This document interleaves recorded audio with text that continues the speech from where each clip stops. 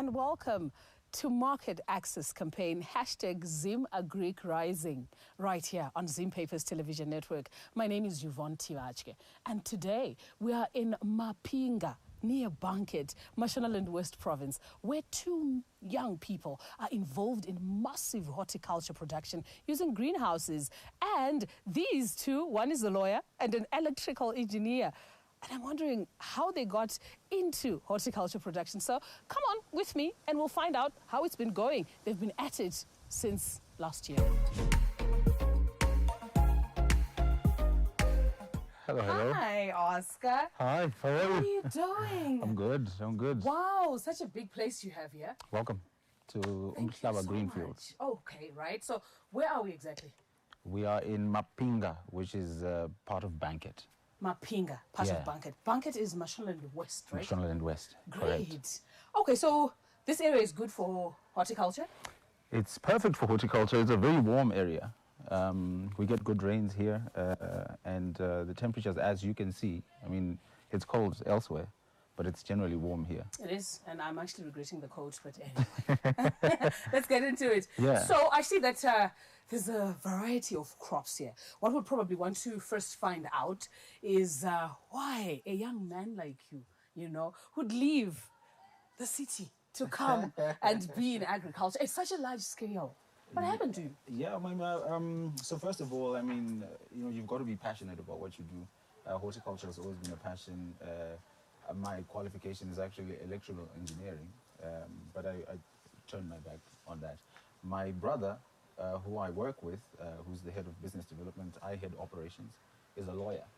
Wow. But we I was school badara, spend our she time engineer, ne lawyer. So you decided to come through.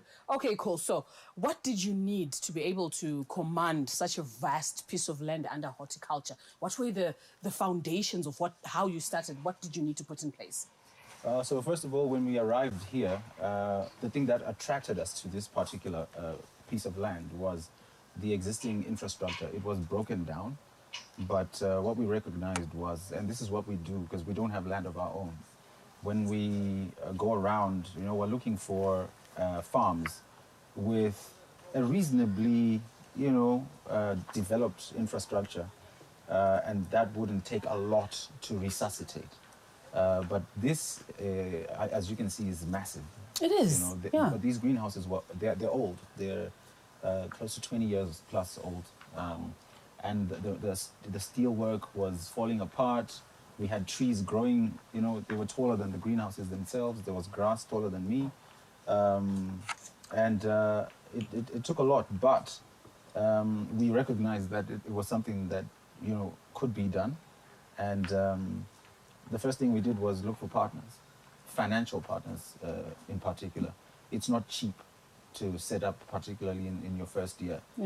Yeah, so we've just hit 1 year of action right here in these greenhouses, and it's taken a lot of particularly other people's money, but also we've been fortunate enough to have support from the banking sector. Our bankers are Bank ABC. And Great. They've been very supportive.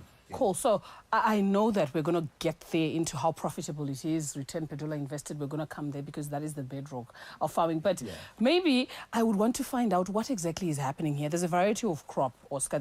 I think this is green pepper. I'm going to pluck out one or two just to let you know that's what's going to happen.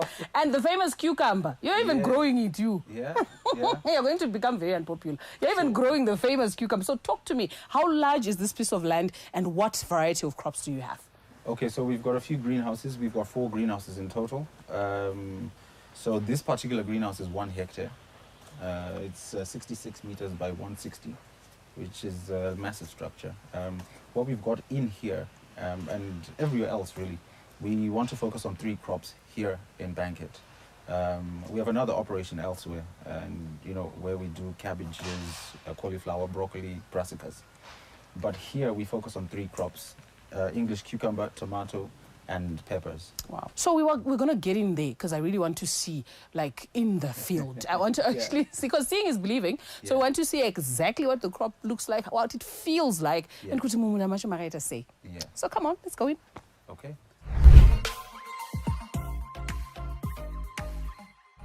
So now we're here.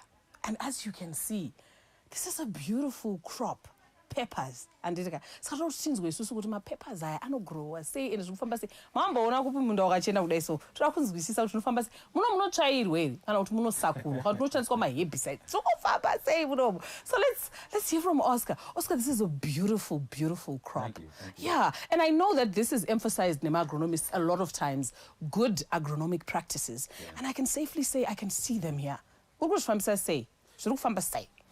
So I always emphasize on, GAP is a function of management, right? And management is a function of team. Who do you have on the ground actually doing the husbandry on a day-to-day? And we are proud to say we've finally got the right team on the ground.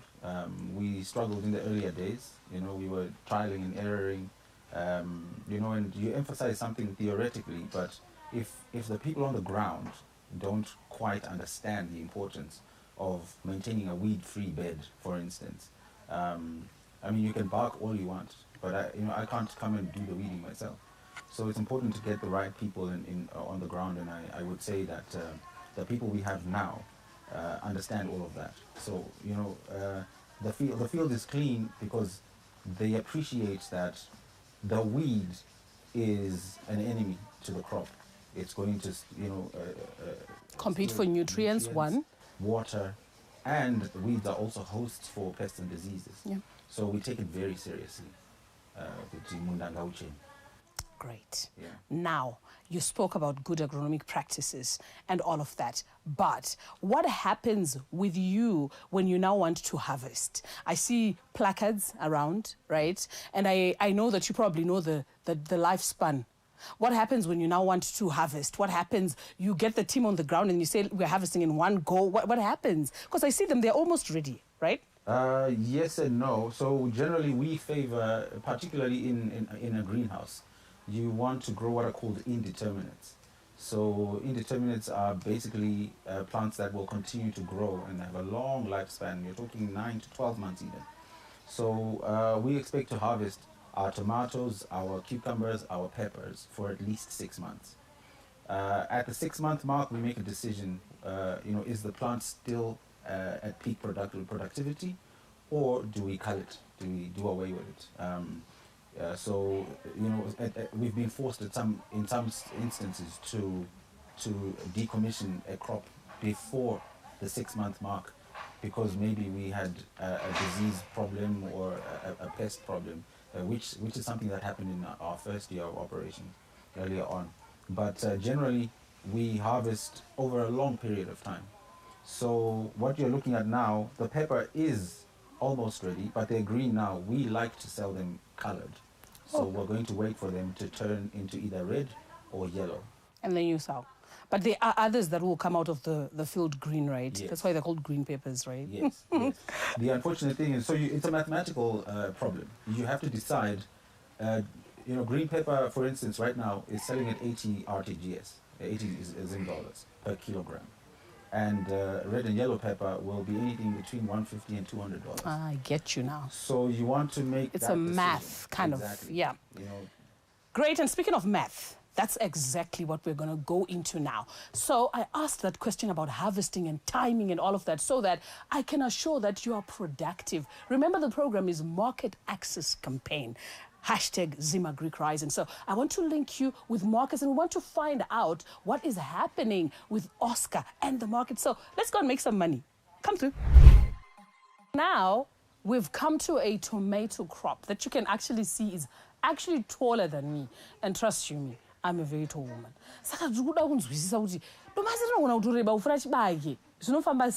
And we want to talk about nyemari because I know it's very critical to you, the farmer. Because farming is a business and the bottom line is very important. Oscar, let's talk about madumasai. Yeah. Madumasai chekutanga. The genetic material, these are hybrids. We are standing right next to a variety called Oasis from Seedco. And Oasis is very vigorous. It's characterized by a big frame. Okay. So across we've got Candela. So we decided let's test two varieties. Yeah, because that one looks smaller, and I'm not so sure if it's going to be as productive as this one. So how many fruits per plant average from Oasis? So we generally follow a 5 fruit per cluster.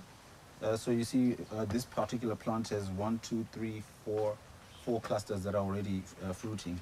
And if you actually look at it, you'll see there's about 5 plants per cluster. Okay, great. That's what they advise for Oasis in particular. Oh, great. Okay, cool. So I think the question hot on every farmer's mind right now is how you break even. What do you do? And I see a couple of people working in your fields. How many of those are you employing? How do you make sure that they are well paid? Farm managers, and also you break even and you remain productive. Yes. Yeah, so I mean, that's a very key issue. It's important to know where your break-even point is so that you surpass it. The issue is not breaking even, How do you know the break-even pound? Right, so everything is mathematics. In the first place, we know for sure how many people we employ, what grade they are. We know how many plants there are. This particular bay is 6 rows of 100 plants each. So already I know when I do my math, when I pick a variety, I sit down with the agronomist at Seedco. They'll say to me, with Oasis, you're aiming for 10 kilograms per plant, right? And in this particular greenhouse, I've got 33,000 plants. So already I can sort of work it that way to say, okay, if I do get 330,000 kilograms, which is 330 tons, you work it backwards for prudence. Say we lose 20%, right? What does that mean? At what price? The going price right now is 70 cents per kilogram, or 70 RTGS rather per kilogram. So I can do my math that way. So even before I plant, I am able to do all those things. Great. Thank you so much for having us. A very young farmer, 2 brothers. Leaving formal employment to come through and just do massive work right here at greenhouse farming. And let me tell you something, you need to be here to see the level at which these guys are farming, and they mean serious business. Thank you so much, Oscar. And Brian in absentia. Yes. We totally appreciate him for allowing us here. So we're going to go back to studio so that some of your outstanding questions on market access can be answered. My name is Yvonne Tivashke. Till next Thursday, goodbye for now.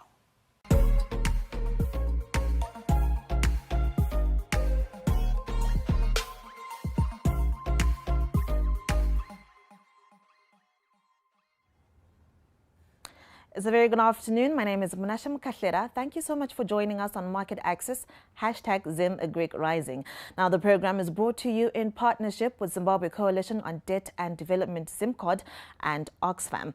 In the first segment, we had Yvonne in the field giving us a very informative and detailed piece. Thank you very much, Yvonne.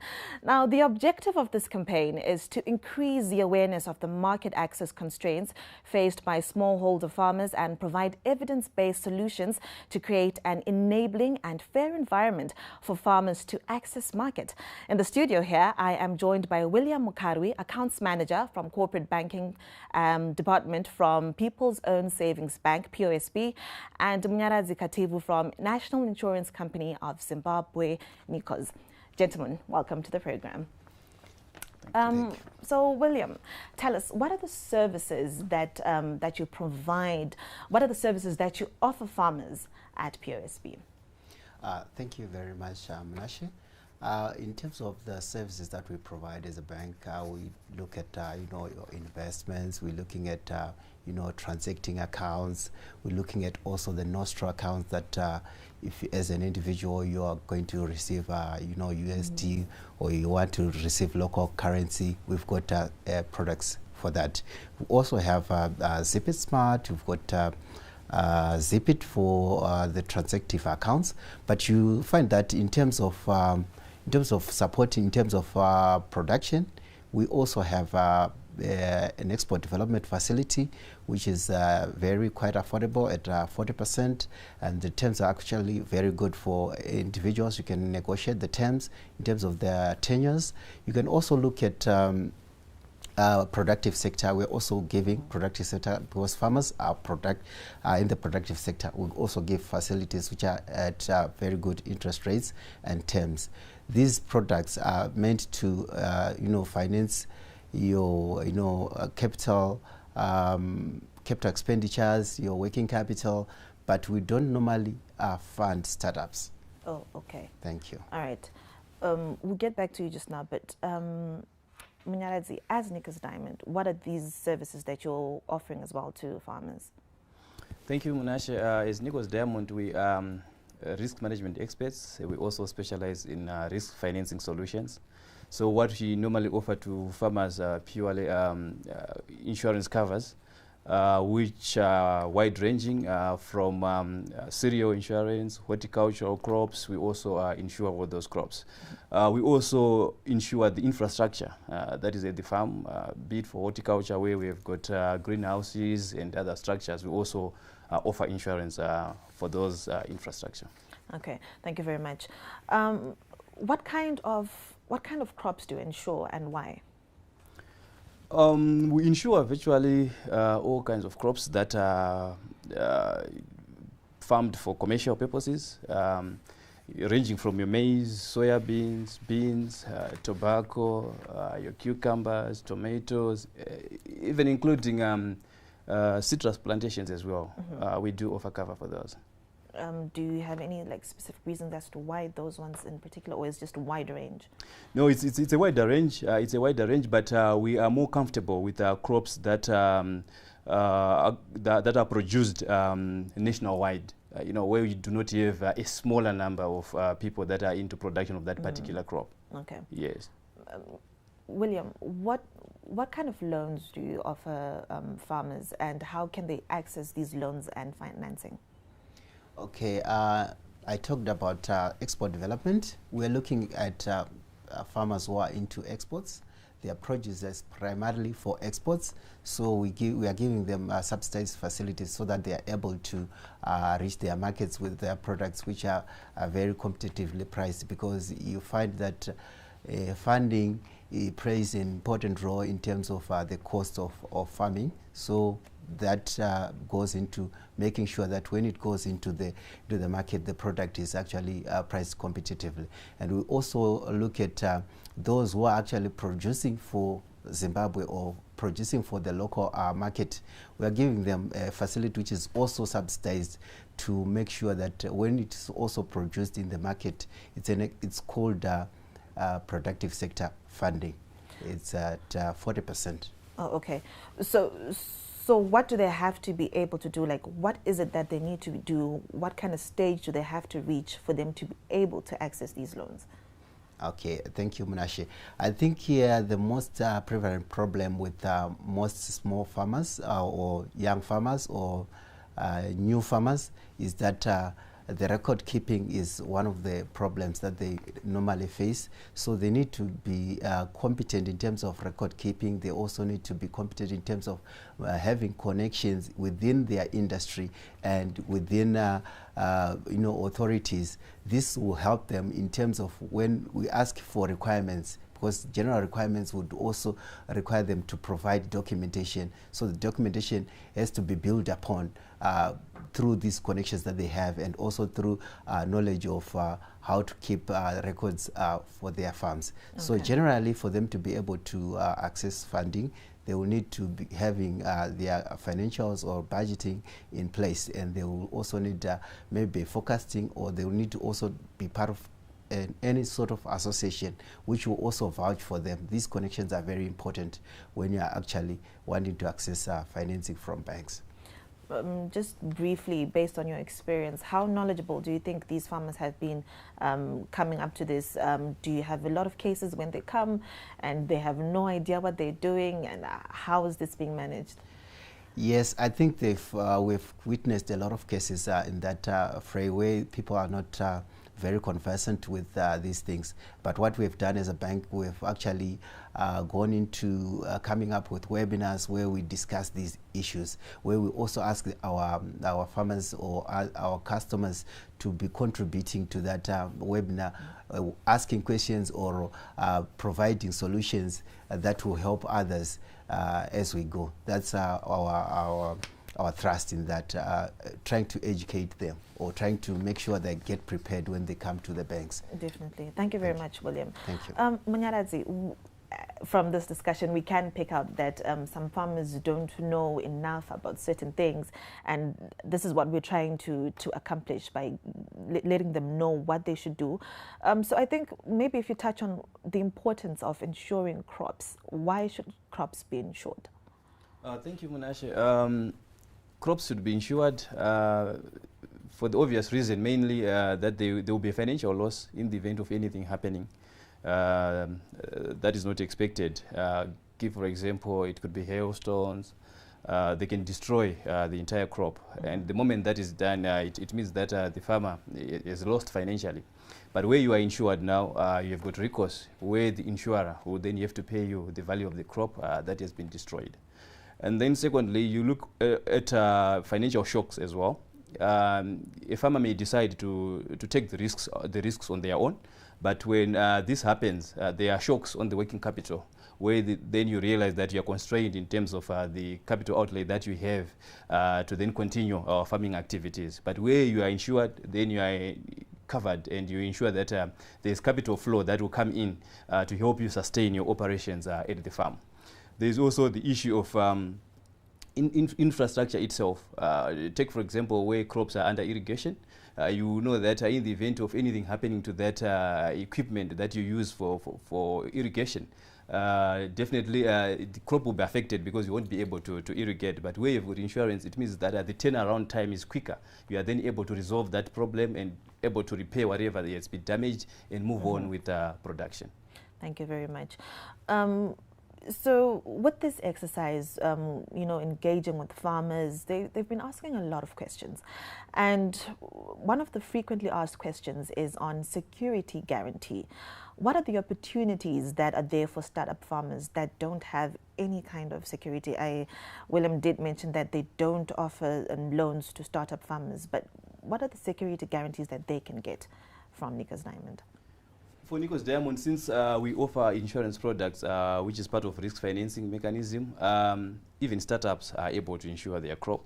There are some arrangements whereby there is need for us to be in partnership with their market as well, where then you realize that after the farmer has harvested their crop and they've sold their crop and get paid, that's when we then get our payment for premium. So they are able to then enjoy the cover before they actually harvest the crop, and then we'll be able to collect our premiums upon selling the product. Oh, okay. Yeah. So now that they know they can access these services, what do they need to do? What they simply need to do is either to approach a registered insurance broker or Nikos Diamond offices. We are in a number of cities. They can also even access us on Facebook. They can access us on our website as well. Once they've accessed us, we will be able to give them more information depending on the activities which they carry out at their respective farms. Oh, okay. So it's a matter of them first registering, and then they hear what it is that they need to bring. Do the requirements vary depending on what kind of crop they're doing? Definitely it will vary, but the moment they get in touch with us, we are then able to break it down to them what they require. But most of all, we just need information as to where they carry out the farming activities, or what kind of crop they are farming, the size of the land on which they are farming, the expected yields, as well as some information on husbandry, the expertise which they have that is resident at the farm in terms of husbandry. I think that's all we require in order for them to be able to enjoy our services.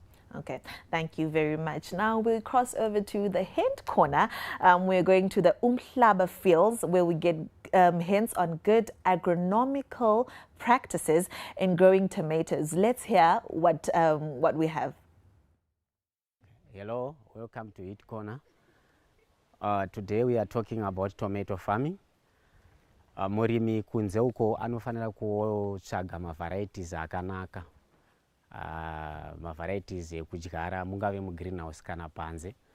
On open field tine atinoti determinants or bush varieties. Those ones akanakira kuti you don't trellis them.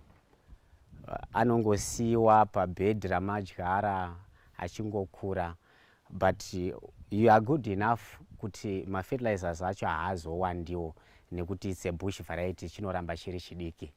But when you think of indeterminate, let's say you want to do in the greenhouses, now you have to go an extra mile on doing the fertilization programs.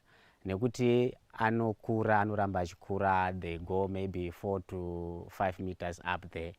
So the nutrient take up inenge yakuda kuramba uchiwedzera on weekly basis.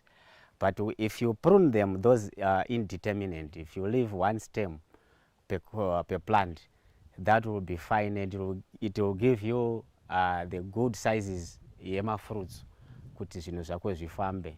Even at 3 meters, at 4 meters, when you do the fertilizer regimes dzakanaka nutrients ako, the uptake will be fine, inosvika kumusoro ikoko.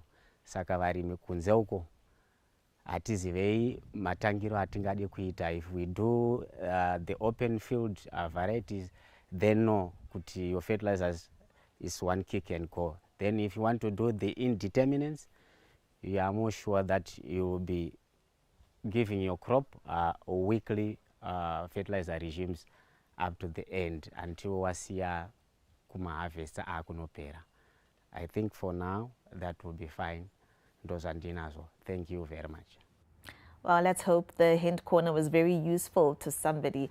That brings us to the end of today's program. Thank you so much for joining us on Market Access, #ZimAgricRising. The program was brought to you by Zimbabwe Coalition on Debt and Development, ZimCOD, and Oxfam. Now remember, the objective of this campaign is to increase the awareness of the market access constraints faced by smallholder farmers and provide evidence-based solutions to create an enabling and fair environment for farmers to access the market. Now in studio, I was joined by William Mukarwi, the Accounts Manager from Corporate Banking Department from the People's Own Savings Bank, POSB, and Mnyaradzi Kativu from Nikos Diamond. Thank you very much for joining us, gentlemen. Thank you as well for joining us here on ZTN. Have a good day.